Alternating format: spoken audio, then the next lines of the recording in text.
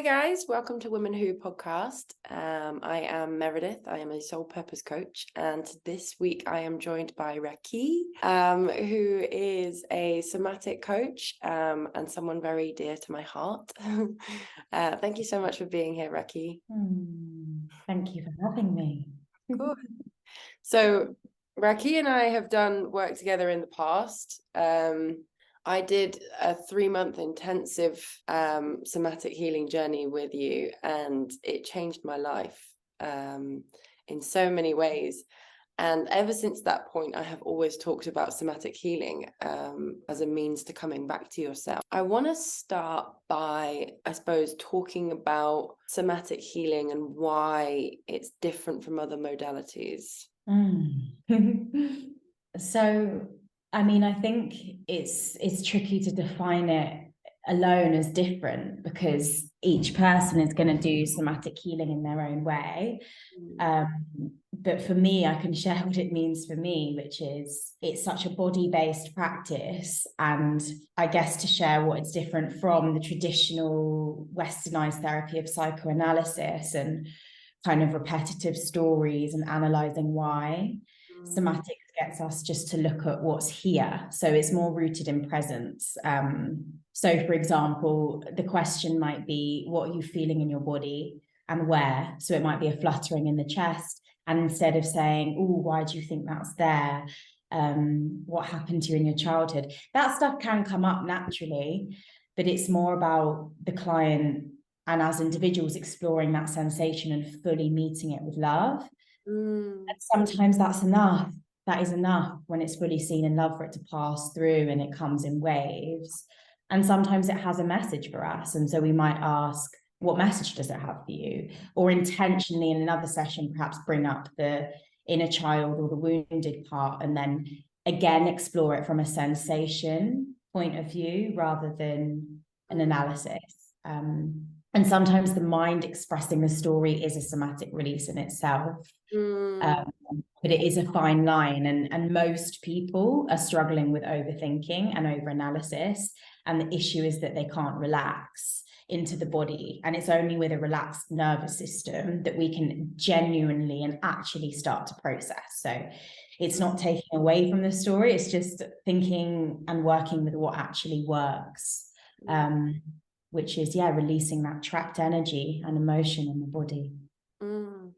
Yeah, I mean, when I came to you, it was because when I came to you, I had been experiencing like a weight, right where the solar plexus is, just under the rib cage. And no matter how much coaching, like traditional types of coaching I'd done, even kind of counseling, therapy, by that point, I think I was actually like 6 years into different modalities of healing. I was on the journey. I was just trying to figure out what was going on. And no matter how much I did, I just always came back to this feeling. And it was crippling. It was like, it would keep me in bed for days on end. I wouldn't know how to manage it. So I was like, right, well, how do I deal with the body? Like, this feels okay. It's just down here. And something that was really profound that like you brought me back to was just allowing. No matter what came out of my mouth, you were like, okay, allow it.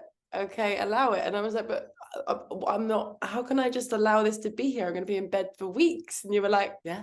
And it was such a way of like turning down the ego and like of this fear of stagnancy and not moving, and really just loving on absolutely anything that came up. I think that's a really like wild thing that came out of the somatic journey for me, was really getting in touch with my feminine and like the nurturing, loving presence of that, you know?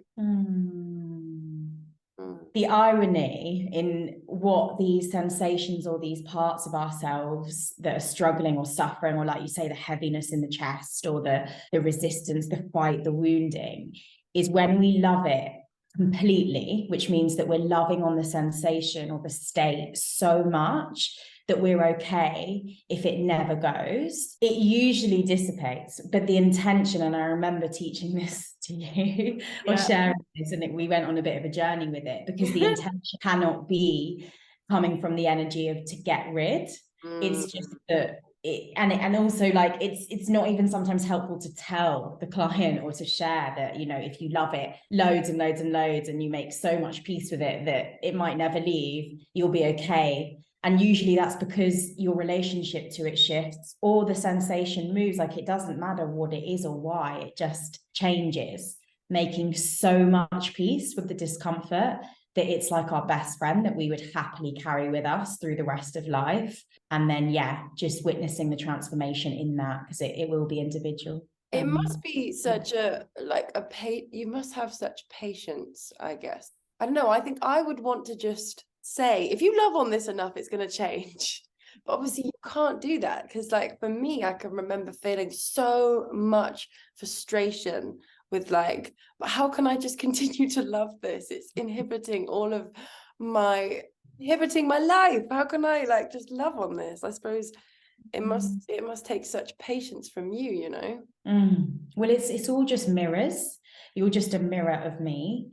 So it's actually just being patient with myself and anything that it's bringing up in me, because the separation is the illusion. So it's just me expressing my journey. And when I'm with a client, I'm channeling for them, but ultimately it's what it's bringing up in me. That's how I know what they're feeling. Or so the more patient I am with myself, naturally, the more patient it's going to seem like I'm being with the other, but it's really just an internal job.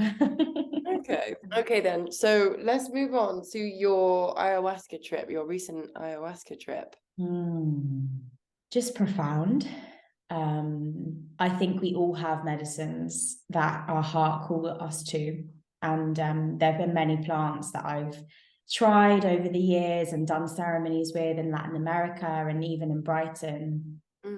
And certain plants don't always resonate with me, or I'll just not necessarily feel that connection. And that's okay. It's like, thank you. And then, okay. And I don't work with plants loads, like even cacao is not something I have every day. I like to practice a lot of non-attachment and taking space to meet myself without any kind of influence or stimulation. And before ayahuasca, you have to have that period of like complete lack of stimulation, like it's reduced soul, very plain food, lots of meditation, lots of yoga. So it's a real like pilgrimage to get there. And I think that alone brought so much up to the surface for me that wanted to be cleansed. And that's how I see it. I see it as a cleansing of heart, mind, body, soul, spirit. And when I arrived, I did the dieta, the strictest I've ever done, probably. I think just over the years where I've strengthened my spiritual practice, I felt it came very naturally to me to just be in reverence and to bow and to really start connecting with the spirit of Mama Ayahuasca. And then when I got there, I was like, oh, I'm handing myself over, because like, physically I was tired, mentally I was like, I don't even know, like I couldn't even think, which is a beautiful place to go into it with, because there was no thought, just pure surrender, pure surrender. Like I remember in the sharing circle after just saying it felt like I was handing myself over to her, like take me. And she really did. She really did. It's the strongest journey I've ever had by a long mile. And again, there's so many different factors. Like you have to be very open to her. It depends on where you're at, what you're ready for, what she's going to show you. It's so personal to each individual, and the sharing circles show you that. But yeah, for me, it hit me so strongly that the fear came up and I just reverted back to being a little girl, and I was rocking, going, I'm scared. Because it was so strong, and usually I can have some sense of grounding if I open my eyes, but the visuals were everywhere. Like it was just like so many energy patterns and rainbow stardust and just like coming at me. So, and then the intent, and then in my body on a somatic level, my little girl really showed me her vulnerability and where she's afraid and holding on. So I was just rocking back and forth. And then one of the male space holders just came and held my hand and was like, breathe, breathe, breathe. Because I was going into a state of, panic a little bit, because it was new for me to have it hit that strong. And then I was like, okay, I'm breathing. And I knew at that point, if you don't surrender, it's an 8-10 hour journey, you're going to be having a pretty rough time. So I was like, okay, I've had a couple of minutes of throwing my tantrum and remembering the sacredness of what it truly means to be a wild woman. And then she just took me on a journey through my heart, and it was all about returning to love, remembering who we really are, and just coming back to the beauty. Like the next day as well, like just the most spectacular visions. And I've never had that before, where she's just been dancing for me, and so intense, the visuals. And I said to the shaman, like, why hasn't it been, you know, am I not supposed to be feeling this trauma and all this and that? And he just said, she gives you what you need, and you needed beauty and magic, and that's also what you were open to. And maybe you've done that. Maybe you've done the whole screaming and rage and trauma that other people were feeling. And now it's your time to just receive her magic. And that might always be your journey with her moving forward, because it is a practice I'd like to keep up at least yearly, because it's a complete reset. Like I literally came out feeling like a newborn baby, and so many opportunities came in when I stepped out of that door, just purely because of the energy I'd shifted inside and come back into alignment of truth, which is just being love. That is my only purpose here, is to be love. And I think plants like this that are so sacred and have their own consciousness and just know where to go and what to do, it's like open-hearted surgery. That is the best way to describe it for me. And purging as well, like little bits of like black liquid or blocks, like it's just mad how you feel after. Like someone said to me in Peru the first time I did it, it's like a Hoover goes inside of you and just cleans out anything energetic blocks, like any sort of like stagnant energy. And it is a bit like that. But yeah, I was just in awe. It was so profound. Like I was thinking, I so understand why people have dedicated their whole lives to this plant and protecting it, because it's very misunderstood still. And even though it's becoming more popular, within that is its own challenges, because it's, you know, science. The thing is it's beautiful. Again, if you don't have mysticism, it's not science, because there's always an element of the unknown. And anybody that's saying that there's an answer to everything in the ego, it loses its magic as well. And ayahuasca doesn't show that level of beauty to everyone either, like, because you have to be ready for that, to really believe in her, for her to show that to you. Because some people will go and drink it and be like, oh, I don't really know that ways, didn't even feel anything. But that's because, you know, if you're not open to it, then I would just suggest not doing it, because it's probably not your plant. And it's about bowing down to her reverence and understanding that magic it's real. She literally has her own consciousness. So yeah, very, very magical, and just felt so grateful that people are still doing this work, even if it means putting their lives on the line, because it's not legal everywhere. It's legal in Peru, but not in this country. So yeah, kind of like an underground scene right now, but very, very powerful. And the breakthroughs people had were insane. There was people with cancer, there was psychotherapists there was doctors, there was people from all walks of life. And every single being in that room was just completely brought to their knees, in reverence. Like just so many breakthroughs, so many breakthroughs. This is actually something I'd really love to talk about, that you've just mentioned, which is how skepticism can impact a healing journey, like questions of faith and also plant medicine, how that kind of limits people in a way. Like I know that this sort of these conversations and certain journeys aren't for everyone, and that's just the way that it is. But I would like to get your perspective on how being skeptical of such sacred things such as ayahuasca and other plant medicines, but also like somatic healing in a way, because if you're not really believing that you're being guided, you are limited into what journey you can go into, or how far you can go. So I'd love your perspective on that one. Yeah, I mean, I have quite like a wide range of different friends or characters, so I'm quite used to like meeting that skepticism. And I am, like I say, like I'm surprised I just spoke about it so openly, to be honest, because they do say to be careful with who you share those sacred journeys with, because of that that skepticism and cynicism in it can impinge on your experience. But for me, it feels so true and beautiful that I don't care, because the shield of love is so strong. And I think it's all about how we interact with the skeptic. Both, I don't really have one anymore, I don't think. So, and the other thing is, the skeptic only lives in the mind. It only lives in the mind. And the heart is the guiding portal. And if someone said to me, oh, my heart has had a message to take a break from this plant, or actually, I think this is my path. But you will find that every single being in their heart doesn't seek to make things wrong, or their version of skepticism. It's not really skepticism. It's them saying, this is my heart journey, what's yours? This is what my soul came to express and learn from this plant, from this teaching, from this somatic therapy. What's yours? And again, it's just being rooted in love and in the heart. And the most happy, joyful, content people I know have that level of trust, because it's a knowing. When you connect to your knowing inside your heart and your womb, whether it's a plant that gives you that, whether it's an embodied somatic journey, whether it's both, there's no room for the skeptic, because you're channeling a knowing.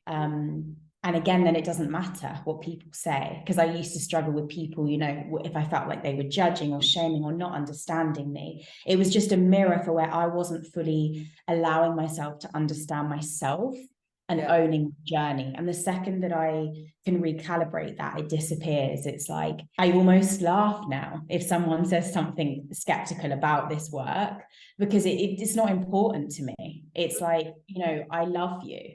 And I pray for you that you find happiness and joy in your own way.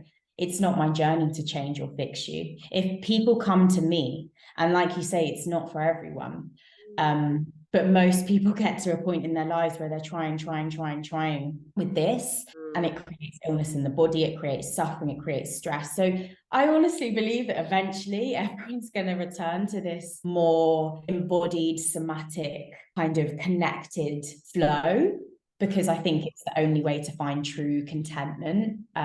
Or as someone said at the retreat, scratch that itch of life, because it's not from the material realm, it's all inside.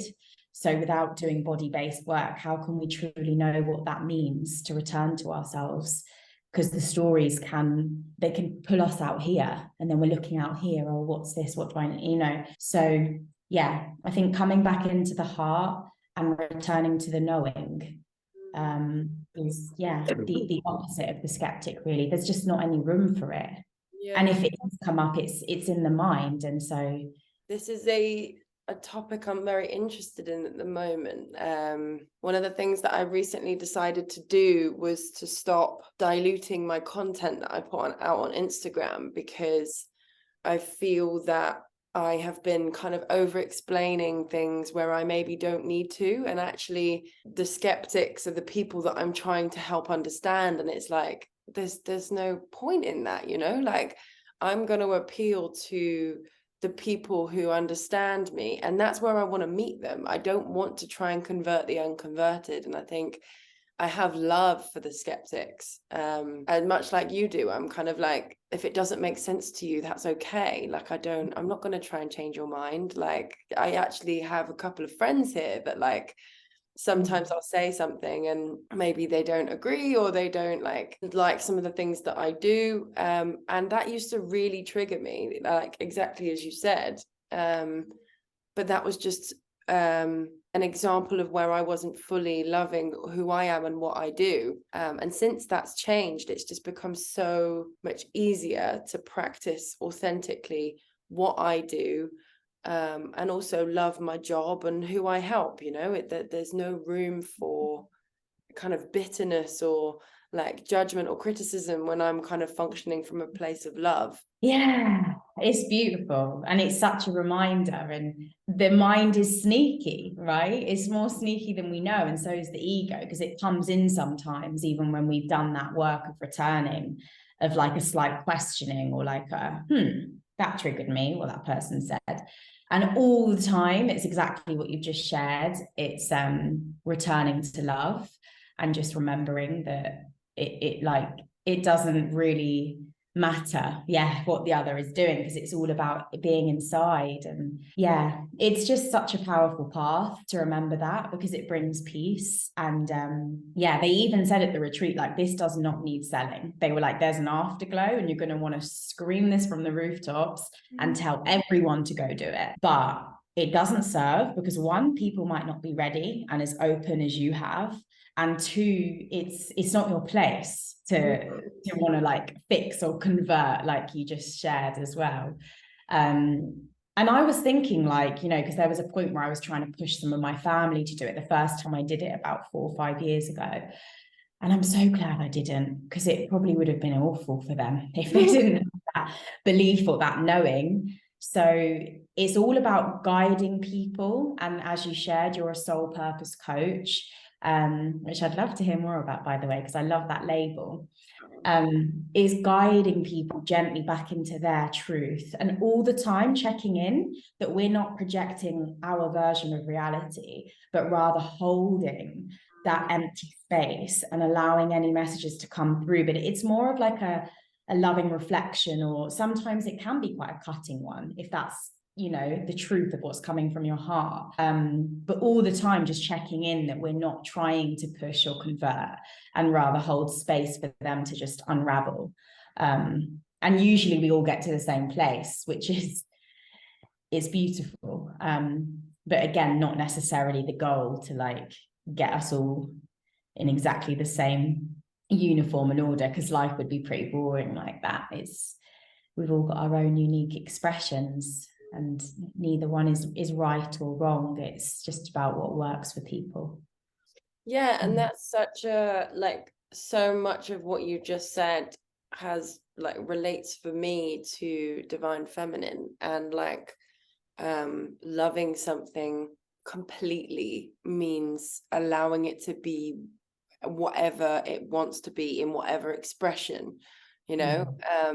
But also the other thing that you said was like with the ayahuasca thing, and not shouting it from the rooftops because maybe people aren't ready. It's like the people who run this ayahuasca retreat understand that it will come to the people that are ready for it, right? And it's like, that is such a big trust in source, whatever you want to call it. There's such a divine feminine trust that it will come to the people that are ready for it. Because I mean, I've heard similar things about ayahuasca. Like, I've not yet felt ready myself, but in terms of plant medicine, the minute I got here, someone approached me about doing shrooms, and I was like, oh, I don't know. And it was like, I also thought the plant medicine arrives when you're ready to go on that journey, you know. And boy, am I glad I did. It was so amazing. But yeah, I think it's such a funny thing that like we as humans have spent so much time in the mind and with rational, logical thinking, but there's so much fruit on the other side with divine feminine, of like, of trusting, of nurturing, of loving. And like, you are the very embodiment of that for me. And that's why so many people that I've come across in my life that I've noticed have been maybe a bit out of whack, I've been like, somatic healing, Rakhee, somatic healing, Rakhee, somatic healing, Rakhee, because I think the world is just lacking so much of that, you know?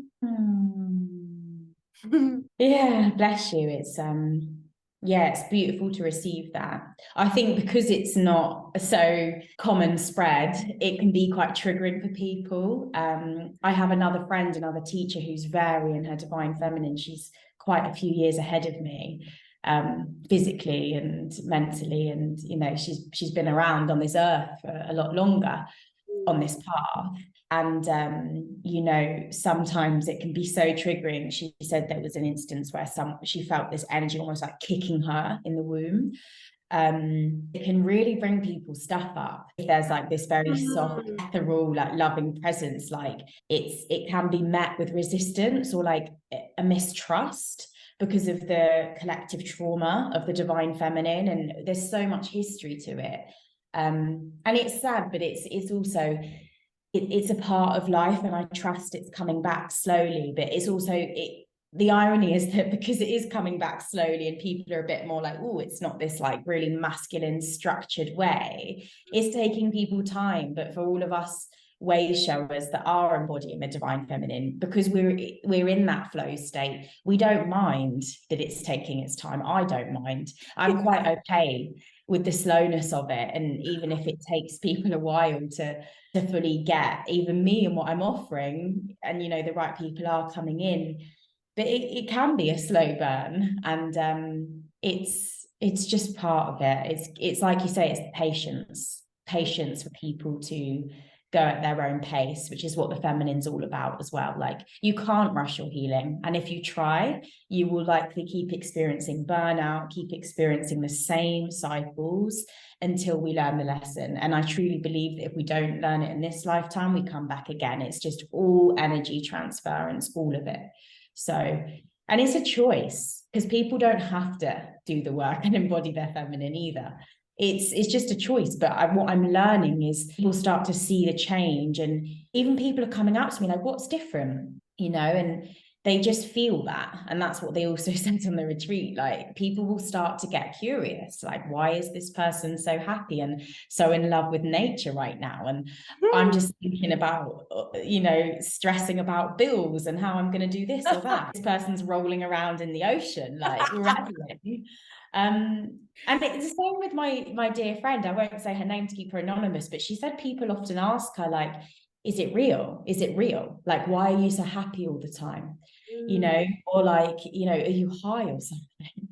And it's like, that is how misunderstood love is. Because when somebody is in that joy and that love, it's like, whoa, what's this person doing? And the other side that they don't see is, which is a conversation I had with a friend the other day, is the discipline it takes to be happy. Because if someone's like, oh, how are you so happy? But it's like, yeah, right now I'm rolling around in the ocean. If you could see my journey for the last 10 years and how much darkness I've faced, you might begin to understand like why. And it does take that courage to really sit with the demons, to hug the demons, to give yourself time as well to heal and be okay with making sacrifices. A lot of the space holders at these retreats are nomads. All of their money goes into their healing, their training, their service to the divine. And they are the most centered, grounded humans that I have ever come across in my life. And there was people that were practicing psychotherapy for 10 years that had never had, this kind of space holding for them. So we do need more people like that, and it's happening. But these people still aren't valued enough in our society. And they're the ones doing the really, really deep work, like actually creating that lasting change, and not just a temporary fix of like, okay, share and you might feel better. Or this is deep work. It takes such deep work to like fully release and open the heart. And then we return to the joy and the love and the childlike state. It does take discipline. It really does. And I find what you've just said is so bang on in terms of people really misunderstanding what it takes to experience happiness and joy. Like I think the world for so long has sold us quick fixes for so many different things, and what people kind of see on the surface is these people who have really been through the mill, really sat with themselves through the deepest and darkest and the hardest, when things really didn't seem like they were ever going to get better. They see the symptoms of going through that, which is to be so much more in touch with yourself, to be just like so aligned with your path, with where you're meant to be, with what you're meant to do, which is stuff I've experienced the last 6 months of being in Bali, which has been incredible. And it's like, now I'm very much in the mind of exactly what you just said. Like, everyone's maybe like looking at my Instagram, people I went to school with, and thinking, what's happened? Like, what? I haven't heard from her in like 10 years. And then she's just come out of this cave and she's happy and she's like this, that. And it's like, I sat with Christina the other day, my best friend. I forget, I can't mention people and they don't know who it is. And I said that as a result of somatic healing, and I don't want to sell this in the wrong way, but I reached the deepest and darkest parts of myself. And I sat there, and there were days where it felt like the lights were never going to come on. And the one thing I saw was this like thread of like hope. And that was the only thing I had for days, weeks, months on end. And like somewhere in me, that tiny string of hope, I knew that eventually it was going to, that eventually this would come to an end. And eventually I would find everything I'd been looking for, or find my path, or just even feel a little bit more aligned and more happy than I was feeling. I had no idea the extent of just how much I was going to kind of flip all of that on its head. But it didn't come without going through all of that darkness, all of that pain, and also all of that fear of like, one of the biggest fears was booking my flight and coming here, although that like kind of gut thing that was inside of me was just going, just get there. So yeah, I really do resonate with everything you've just said in terms of people looking at happiness and trying to find a quick fix and not understanding the darkness that needs to be faced. Not always, but I do believe that there's definitely a correlation between facing all parts of yourself with open arms, and then really being able to witness what it means to be human, which is to have access to all spectrum of the emotions and feel comfortable in each of those, which is something you taught me, in understanding an emotion from a perspective of, even if it feels scary or overwhelming to start with, eventually you do, it's like a muscle, you become more equipped with handling happiness, with handling sadness, with handling joy, with handling anger, with handling fear. And it's just, you just get used to it and you're like, okay, I know what this is now. Wow. Yeah, it's honestly, it's been such an honor to witness you blossom. And yeah, I was saying earlier, like, wow, like I think so many of my clients have ended relationships or ended ways of life and just gone traveling. And it's amazing because that's what I did as well, to when I was younger, to just really break free. And you don't really know what you're giving people. Like I have no idea what you were going to do. There's no intention, which is different in the way that traditional, more masculine coaching might be. Okay, we're going to write down a year plan. You're going to get to Bali on this date. Like neither one of us knew. And it was just so powerful to witness you in that and to see your willingness. Again, I just want to express that it was your openness to the work that allowed you to go so deep. I know that, you know, we faced some dark times together, and that was just as beautiful as seeing you bloom. But yeah, I just loved it. I loved that container, and I love seeing what you're up to now, and it's inspiring. It's amazing that in this field of work there's less like rigidity, and now it's like, you know, we've become friends, there's a sisterhood bond there, there's a different way of relating that's just grown and strengthened over time and shifted form a little bit as well.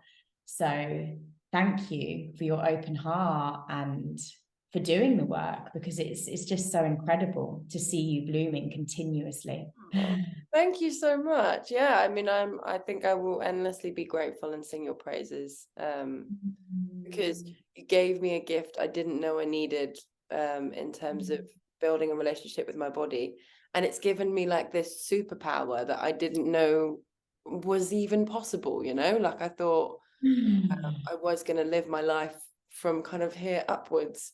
And I had no idea the potential of what it meant to be in touch with your body, you know? So yeah, I'll forever be grateful towards you, Rakhee. Bless you, darling. So where can people find you? So Rack Dust Healing is my Instagram, where I share tips on embodiment, expression. Recently, I've just been singing more and doing more poems and videos of nature. So it's a mixture of sharing with you my journey of self-expression, as well as sharing tips on how to reach deeper states of embodiment and deeper states of peace, really. And my website is rackdusthealing.com, where you can send inquiries, but it's all in my bio on Instagram. There's a link tree there. So for all bookings or inquiries, you can just send me a message via there. Amazing. Cool. Okay. And in terms of Women Who podcast, I will be releasing a new episode each week with someone who inspires me. So yeah, look out on YouTube and my Instagram for that. Thank you so much for joining me, Rakhee. Thank you, darling.